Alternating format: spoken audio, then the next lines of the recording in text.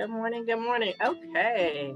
It is 9:30. Hopefully you enjoyed as you began to file in the wonderful pictures and relaxing music of spring. We just wanted to welcome you into spring and into the last little bit of the school year. Thank you for all that you are doing. Welcome, welcome, welcome. My name is Cherie Wells. I'm the Director of Professional Learning here at the ESC, and on behalf of our wonderful organization, we are happy to see each of you. So thank you for taking the time. We do want to take a moment just to go over our agenda for today. Okay, And so, here it comes. what did you say? Do you want me to share the agenda? Right here. Sure. There you go. All right, we're going to begin. We have some very important updates and announcements from a couple of our ODE representatives. We have Marianne Motley here with us today, along with Joseph, and then Monica will lead us through some hot topics and discussions. Many of us at our last meeting asked about some support with planning for summer, and so we'll share an update with you on that. A lot of great resources will be shared today for supporting your work, and so if there is time, that's debatable, if there's time, we'll also allow you guys to be able to get into some breakout rooms and share some ideas. And we also have Jen Young, who has a hot topic for us to discuss as well. And you all will also have the opportunity to add to that agenda if you would like. So without further ado, we'll go ahead and get started. Welcome to all of you again. And we'll begin with Marianne. Great. Good morning, everybody. So I've got a couple of updates and then some things that will be coming in the future. I know I was asked to offer information on House Bill 67. And to be honest, we're still working through it. It was just picked up by the governor yesterday. So, it was just passed earlier this week. The one thing I can tell you is that it does make the American history test optional. So, there were several different things in that bill. We will not be displaying letter grades on the report card or ratings for the dropout report card this year. And we are still working with the U.S. Department of Education on our federal waiver for federal accountability purposes. But we know that the feds have already said that we don't have to display letter grades or ratings, and that data will not have to be used for federal sanctions. So, we'll be providing additional information. We have not yet submitted our waiver request, but once that goes through, we'll be messaging out when we have additional information. We know that House Bill 67 did make the history test optional. So that is something that you can talk with your districts about. And then there is language on graduation requirements, but we're still working through all of that. And I really don't have anything to share at this point.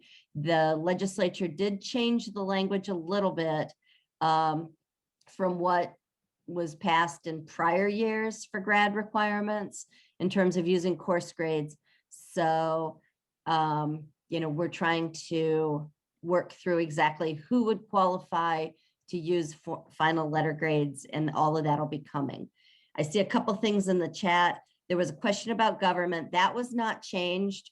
So I guess the legislature felt that, that was a test that still should be taken. And then as far as the citizenship seal, that's why this is optional. There weren't changes as I understand it. And again, our grad requirements, people are still going through the bill.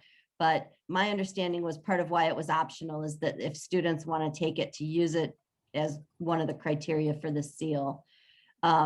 Is the U.S. history test coming back next year? I mean, at this point, yes, this was all in temporary law for this year only. As far as opting out and students needing to take it at a later year, my understanding is no. It's not one of those things where it's just not given this year, but they have to take it sometime. It is optional for those kids this year. And so they wouldn't have to go back and retake it or take it for the first time in a future year if they're otherwise in a class this year. And then final letter grades for the seal, that's something I think they're still working through. Like I said, there were changes at the last minute, and I don't have anything on the grad requirements at this point, unfortunately. It's just too new. and they made changes. So we've got to be sure we speak correctly. And I just don't have anything at this point. So, and like I said, I don't know what the legislature is going to do long-term in terms of testing. They have asked us what tests are not required for federal accountability, meaning, what tests can we get rid of and not lose our Title I money? And the answer is history and government are tests that at this point are extra tests not required by the feds. So there's nothing in federal law about any kind of social studies, which is partly why they, I think, had gotten rid of the 4th and 6th grade social studies tests earlier. Several years ago, they did that.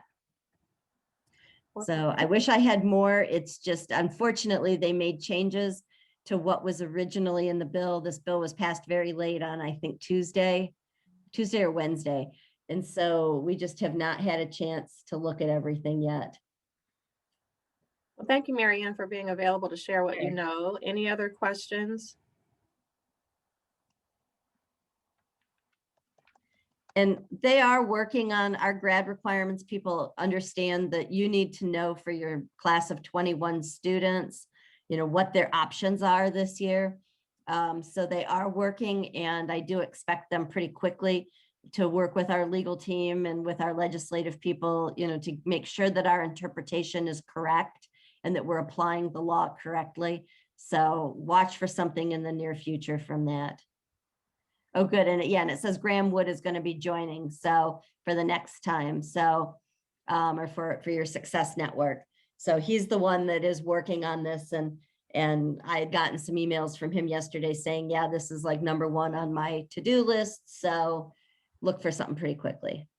Thank you. And Christine, do you want to give a plug for Success Networks for those who may not know what that is? Sure. So I did want to share that I reached out to Graham yesterday because I figured there would be lots of questions around graduation. And I think most of you that are on are familiar with Success Network, but that's open to anyone. And it's usually administrators, counselors that join us. So we're going to be having Graham join us for our next Success Network meeting, and he's going to answer any questions and provide updates on graduation requirements. Thank you. I see a question from Jana. It made testing option for juniors and seniors. If they don't test, may they use grades, correct? Yeah, that's what we're still going through because there were some changes made. And in talking with Graham yesterday, it looked like it's a little bit different than what it was the last time they did this. So we want to make sure we speak correctly. And make sure that, if it isn't all students in those grades, I know there were some questions about whether it was all students that are in those grades, or if they had to actively be in the course to get the course grade. So, what I'm telling you is we don't have answers.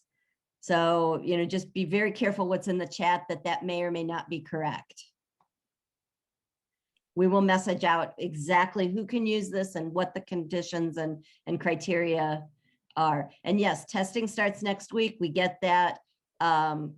We hope to have guidance next week. Obviously, it just came to us this week. So I know they're going to be working fast and furious to get that out as quickly as possible. Thank you, Mary Ann. Any other questions? We know you all are working exceptionally hard and trying to respond as quickly as possible. So any help that you can provide would be great. Thank you for sharing what you know. Joe Petrarca. Hey, thank you. So I'm Joe Petrarca. I try to come to these as often as I can. So always thank you for the invitation. And I'm one of the associate directors in the Office for Exceptional Children. And we're going to go over a couple of things today. You can hit the next slide, Monica. And this is our agenda today. So just a review of special education profiles. I don't know how many of you as curriculum leaders get to see those. So I want to show you just a couple of those today. And then we'll spend a good deal of our time talking about disproportionality and some of the things that we have there. So our first, though, part of the agenda is just to highlight each child means each child. And this is our plan to improve learning outcomes for students with disabilities. And this started actually, I've been in the department for 2 years. This actually started before I got here. And this is the final culmination of all of our activities that we put together. So Monica, the next slide, you've all seen this infographic, the vision for Ohio's whole child. And I love strategic planning, and I love reading districts and ESCs and ODE's vision that in Ohio, each child is challenged, prepared, and empowered. And you all have seen this. And so what has come out of each child means each child is part of the vision that Ohio has for all children. And so the next slide shows the charge that our state superintendent gave OEC, which was to develop a plan, and sometimes we referred to it as a roadmap, to improve learning experiences and outcomes for our students with disabilities. Here's the neat thing about working with our state superintendent. And we're involved with a number of national groups, and each one has said, no state in this country has a superintendent that's as involved as ours. And that's been fun. He really, truly cares about all of our students, and especially our most vulnerable ones. And the story goes that when he began looking at all of our data in the state, he really saw that consistent gap with our students with disabilities. So the plan, each child means each child, just articulates that vision set by each child, our future. You can go to the next slide. So we had 4 work groups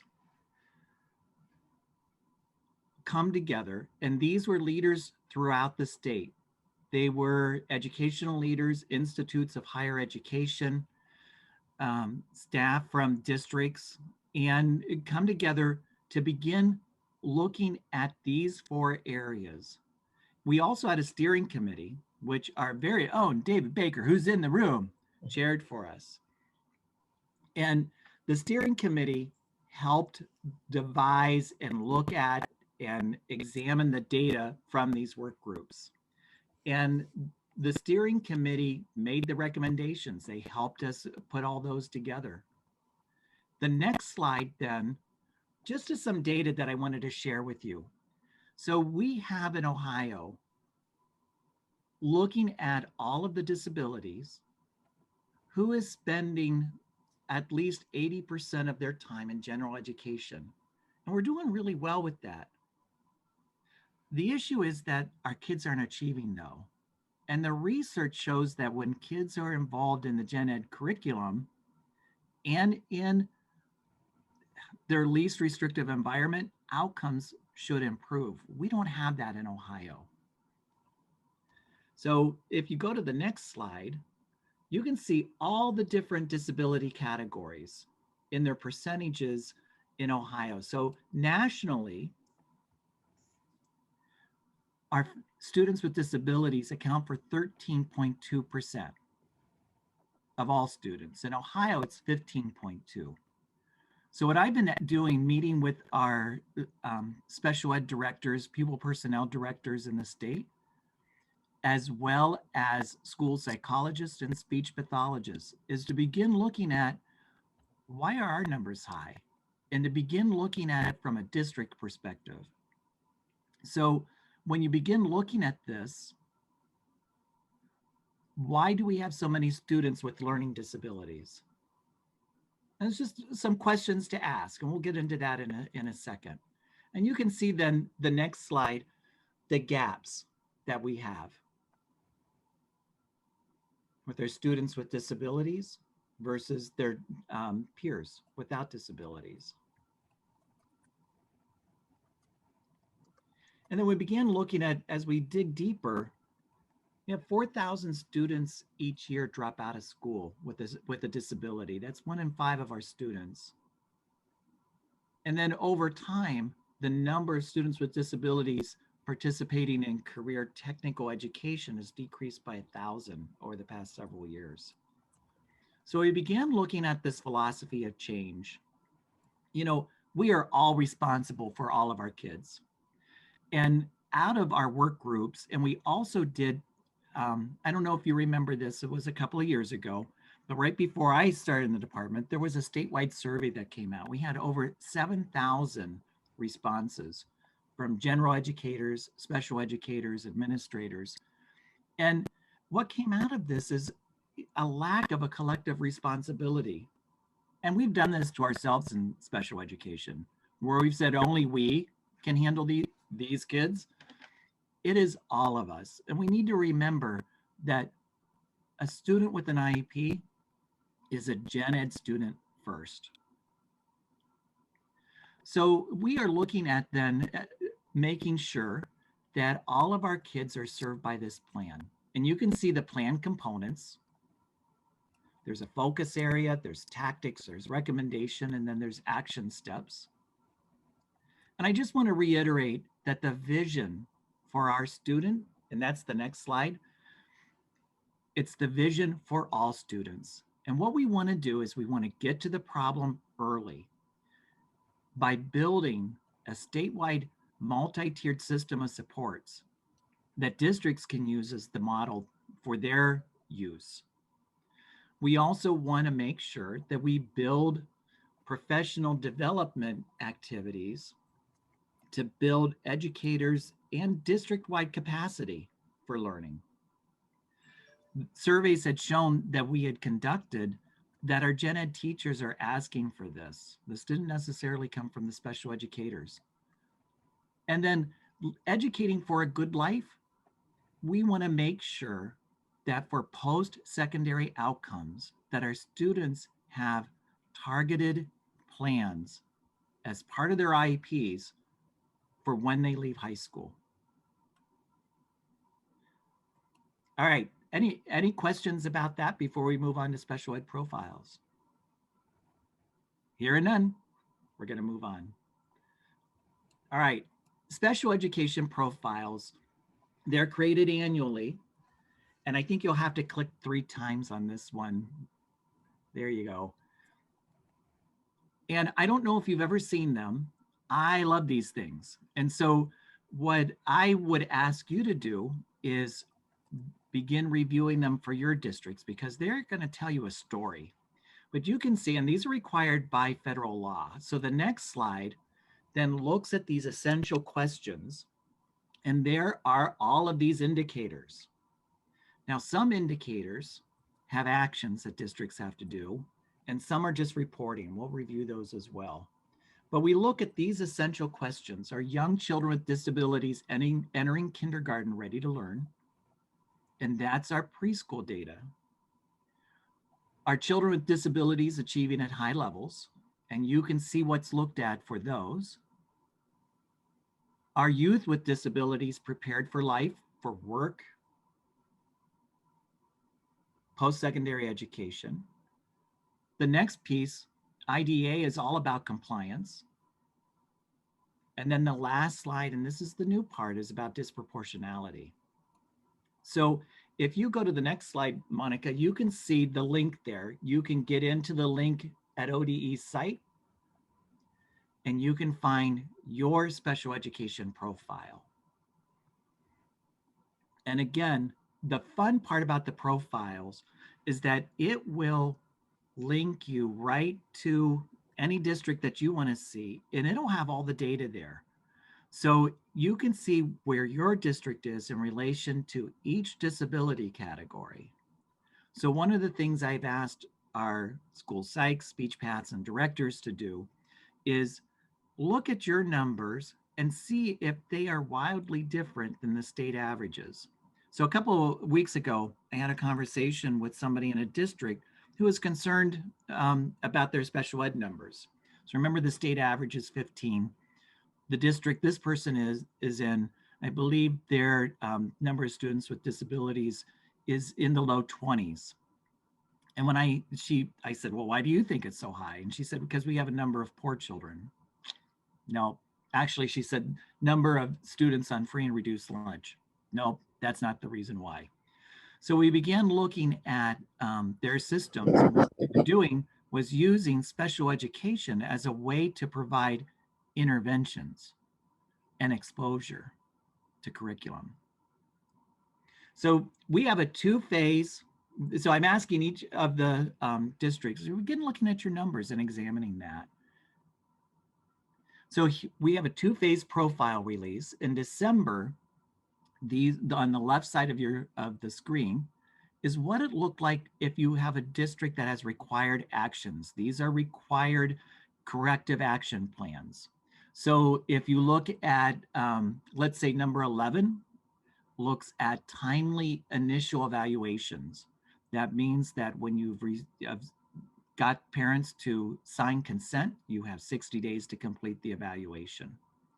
If that's not done, even if you miss it by a day, then the feds, and because of that, Ohio, will say that you're out of compliance and a corrective action plan is required. Phase 2 comes out next month and it just looks at these data points. Corrective action isn't required for these. However, we should all be examining this data to look at, let's say, graduation.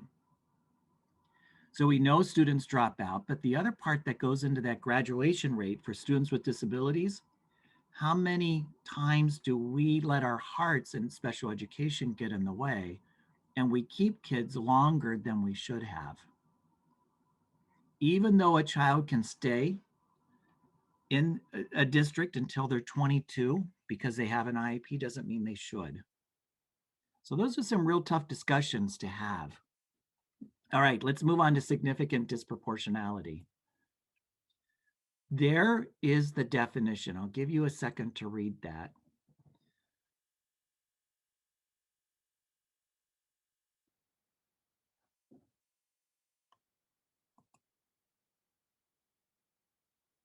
So the next slide looks at what we had to do based on what the federal requirements were. And one of those requirements might be having to redirect funds. So here's what our data shows.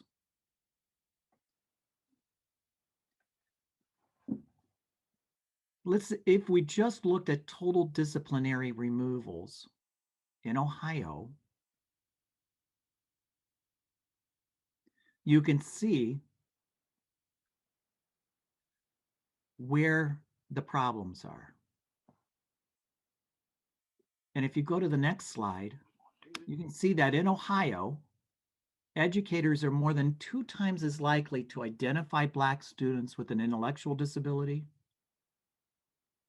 place our Black students in more restrictive settings, or remove them for discipline, and 3 times as likely to identify our Black students as having an emotional disturbance or expel. It's a big issue in Ohio, as it is across our country, that we have to address. So the goal is really about equity. It's not so much about the regulations as it is about fairness and equity. So these are all the racial groups that are covered. And our data team looks at 96 calculations. And that's how it's calculated. I make it sound so easy, do I? I told them, this is really pretty easy to do. You just stare at your computer screen until drops of blood form on your forehead. They don't like that. But here's the risk ratio.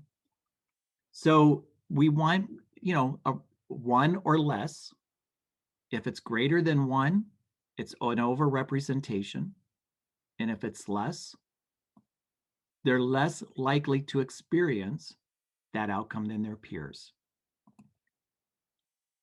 So based on stakeholder feedback, Ohio moved our risk ratio from 3.5 to 2.5. We had one of the highest in the country, and I asked why that was, and it really had to do with the timing we had to do it quickly. And I said, this is the time to change this. And we talked with superintendents, we talked with school board attorneys, and nobody disagreed with it. So this is a very basic formula for how risk ratio is calculated. It's not really hard.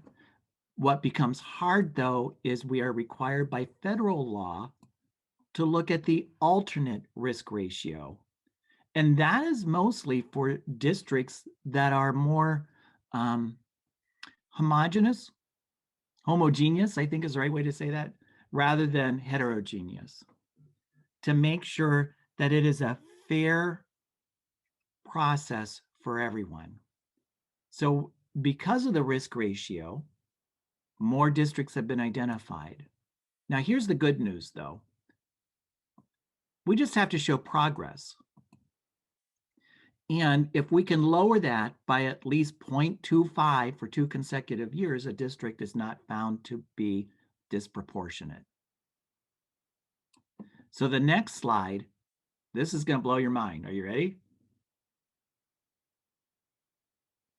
The largest group right now that is disproportionate, those identified as having a speech language impairment in the category of white students. So when I started looking at this data, I was working with our data team. I said, so that tells me something, number one. I'll tell you what that means in a second. But number two, I wondered then if our Black students, Hispanic students, or other minority students are being under-identified. And national research is starting to hold that out. So I've been working with the speech language pathology supervisors and consultants across the state to begin looking at this. There really is a difference between an educational model for students identified as speech and language versus a clinical or therapeutic model. And we are really looking at, are we over-identifying? And why? So these are the questions I'm asking everybody, including you guys as curriculum leaders in Ohio, to ask and to help your district. Are we over-identifying, and in what categories, or are we under-identifying? What's it really mean to have a disability, especially in the area of speech and language? One of our biggest areas of disproportionality had to do with developmental delay in speech and language. So that is a special ed category reserved just for 3 to 5-year-olds in Ohio. Federally, it's 3 to 9. So what's it mean to have a developmental delay as a disability versus a delay in development? What do our standard scores mean, and what do they not mean? So you all know about standard scores. So the school psychologist gives a test and the standard score is 80. What does that mean? How is that defined? Does that mean that a child has a disability, and how do you prove that? Or does it mean that a child needs exposure and experience? And then to begin looking at the purpose, really getting to the purpose of what that evaluation team report plays and what that should look like. And then the role that all of us play in identification. So I know I really buzzed through this very quickly. Ponder this, take a look at those, ask questions, call me. Let's, talk this through. But when you see this data and when you see everything that's coming out, what questions come to mind as curriculum leaders? And thank you, Monica, for running the slides. It's like you've done this before. Yeah, a few times. Thank you, Joe, for such great context and information. What questions do we have for Joe?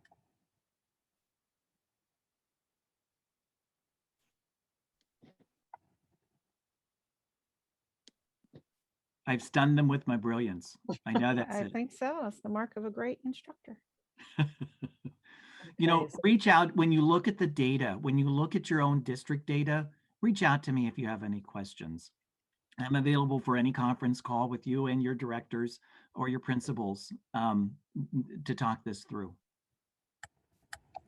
How many, if you don't mind me asking, and I'm going to ask each of you to be vulnerable, how many have been flagged for disproportionality?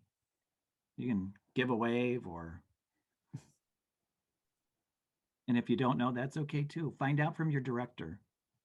It's kind of a big deal because if you're flagged, you have to redirect 15% of your funds in IDA through the CCIP. Well, I can share, when I was a principal, I was in a district that was flagged. And I recall there was quite a few things that went with it, some training required of all the staff, some different documentation as an administrator. But it definitely, I think, was helpful in making more of a laser focus and being more intentional about what responses we're having with students. It helped me, I will say, as an administrator, you have this shift, and it's sad when you leave the classroom, like, keep them in school. It's not helping, so what can we do to help? So that helped that discussion. Good. And I think the intent from the feds, it's really not supposed to be punitive, although it feels that way. But like you said, Monica, it's supposed to be a laser focus. Here's an area that's highlighted in your district or in your building. Laser focus on this through that lens of equity. Exactly. Thank you so much. We appreciate you sharing that information with us. All right. Thank you. Thank you. All right. Thank you. Thank you. Thank you. Stay in touch, everybody. And I'm off to my next meeting. Take care. Enjoy. Thank you. Thank you for being with us. All right. And so again, we have a very robust agenda. I forgot to mention, well, before I do that, we do have some of our members from our state support team and our student services at the ESC. Would anyone like to share any resources or support that may be available for districts who would like some collaboration around this topic?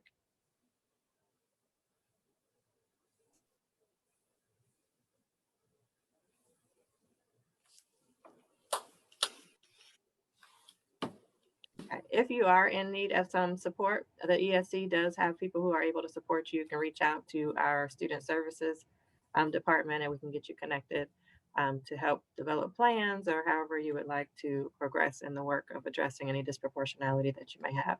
So thank you all. All right, moving along, we did want to, in response to our last meeting, it was shared that many of us may have some hesitation around how we're going to address and support the not reading recovery, but our learning loss. And so in response to the request, and I think the issue that was raised at one of our last meetings was that it may be difficult to find staff who may be available to support summer opportunities. And I think some of you have reached out to some community partners and we're having some difficulty. So that information was shared with our management team. And in response, we put together a list of resources by county that we were able to compile for you. So if you are interested in which community partners are offering summer programming, we do have this resource for you on our website and we'll drop it in the chat.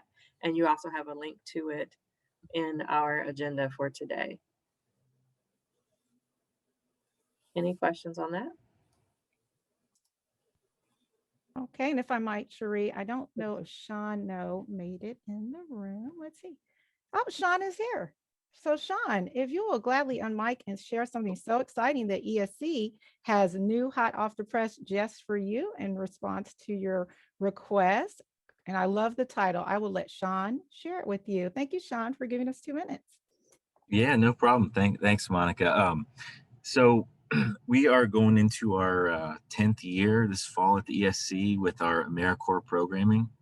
So we offer to schools really around Ohio, but especially here, our partner schools with the ESC of Central Ohio. We have kindergarten through 3rd grade tutoring. We have kindergarten through 5th grade, kindergarten through 3rd grade reading tutoring, kindergarten through 5th grade math tutoring. And our newest program is 5th grade through 12th grade mentoring.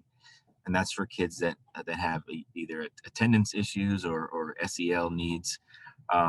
And we provide extensive training here at the ESC, about 60 hours of training before they get started with you. in the fall, and then they're with you for the rest of the school year. Right now, what we're offering, we have a very newly, as Monica said, hot off the presses. We just got approval to launch a summer program, which we're calling the COVID Education Recovery Corps. So it's through our Americorps funding, which is great in a lot of ways because it allows us to provide this still extensive training before they get started. Basically, we enroll Americorps members in a 3-month service term. They're with you for 30 hours a week. Again, they're providing K-3 reading tutoring, K-5 math tutoring, or 5th through 12th grade mentoring and SEL support. So that is June 1st through August 20th. That's their service term. There's just a small grant matching fee. Our grant covers the majority of the costs. There's just a flat rate for that. So shoot me an email. I don't know, Monica, if you could drop my email in the chat, or you're welcome to. I can put my phone number in there too if you'd like. For the mentoring, we just have a few spots for that. For the reading program, we have a little bit more, and then we're specifically looking for schools to host mentors this fall. So 5th through 12th grade mentors for SEL support and attendance services. So let me know if you guys have any questions, and thanks, Monica, for having me on. Jana asked in the chat, Sean, what were the dates? Can you restate the dates for summer? Oh, yes. And for fall The again, summer, yes, the summer program goes June 1st through August 30th, and it's 30 hours a week of tutoring or mentoring. And each person is trained differently. So they're trained to be a math tutor, they're trained to be a reading tutor or a mentor. In the fall, it is September 1st through May 31st. And it's 30 hours a week throughout that entire period of time. Thank you, Sean. If you'll drop your phone number in the chat, I have a feeling it will ring any second now. We appreciate you sharing that little tidbit. Yeah. Jen Young. Jen is in the room too. We can transition to Jen. Thanks, Sean. Jen Young had a question she wanted to kind of pose to the members, so we'll let her unmute and share with us. Thanks, Jen. Yes, good morning, everyone. Probably like all of you, you're in the midst of trying to figure out what, if anything, you're going to be doing COVID-wise next year in terms of anything offered virtually. We used Edmentum this year for our virtual students, and it's not our favorite program, but what we're struggling with is we haven't really heard anyone that has a favorite program that they've used because it's just not as good as in-person instruction. So really interested in hearing from any of you that have used a digital tool, virtual curriculum, and especially at the 7th through 12th grade level, that could share what that program is and if you were planning to use it again, or why it was very successful. So just a little background, this year we have our teachers doing live lessons via Google Meet and using Edmentum as a supplement. And if we were to do a virtual program next year, we would just use a virtual curriculum because we don't have the funding to continue all of this staff teaching these virtual courses. So again, just looking for any virtual curriculum that you have used that you think is great. Thank you, Jen, for posing the question. I'm open to ones to avoid as well.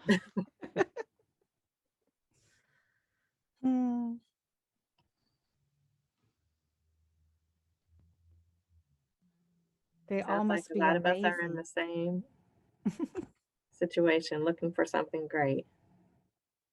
Jen, you want to drop your information in the chat? So if you're thinking about it, and or if you talk to other people who may be also servicing or working with some programs, people can share those directly with you.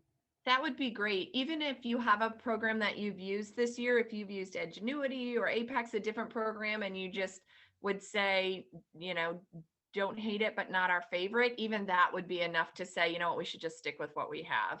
So thank you for any of that information. Jana dropped in the chat, thanks Jana, that they're using Edmentum for credit recovery as well. Thank you for your thought, Lori. Teacher support. Yep, it's critical success no matter the program, right? Teachers teach kids. Yeah. Period. That is helpful. Thank you. Well, I concur with Cherie if you're willing to drop. Oh, we have Jennifer Knapp. Apex is okay. Difficult for middle school. That is great feedback. Maria, would you like to give your review out of 5 stars at minimum in ingenuity? What would you say? Well, we used both. I can't say we love either one. The teachers are leaning toward for next year using Edmentum and dropping Edgenuity. They found Edmentum a tad easier to navigate, and they found that the kids got through it a little easier. And I can't tell you if it's because the content is easier or the navigation is easier, but they just felt like overall it caused less headaches to use Edmentum than Edgenuity. But if I could find something better, I would drop both. Okay, Yes. thank you for that honest feedback. Jen, now back to your Apex. I'm going to tell you from a parent perspective, my daughter does Apex. They send it to her to accelerate her learning so that she can advance. I'm going to tell you, high school is foreign to me. Cherie will tell you, I'm always like, elementary is my thing. But it has been very friendly for parent and for kid. I will say that. I mean, I don't know the other ends of it. I can't speak to on that side, but it has been friendly for parents. So I can give you that for Apex. Thank you. Then we Thank- also have a Thank you for comment. all of those who have shared so far. We do want to be mindful of our agenda, and I forgot to mention that we do still have some updates also from Kathy a little bit later. But we have Rob here to share some opportunities. Thank you. Happy Friday, everybody. Just a couple things. One, actionable leader meetings are continuing on a monthly basis to support educators throughout Ohio.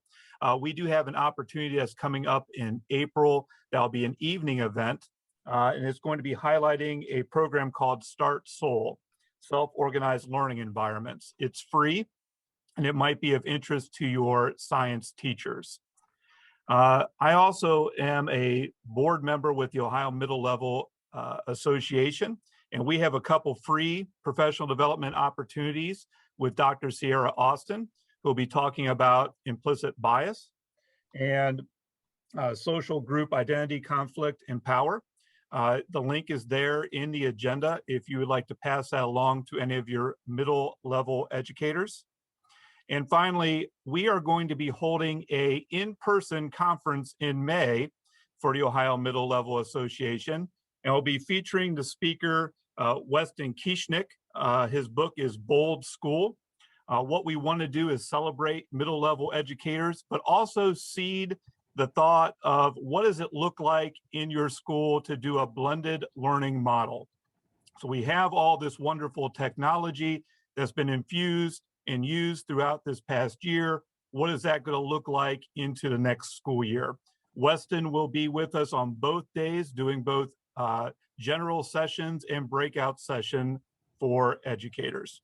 If you have any questions on any of those items, feel free to call or email me anytime. And thanks, Cherie and Monica, for a few minutes to talk to the group. Thank you, Rob.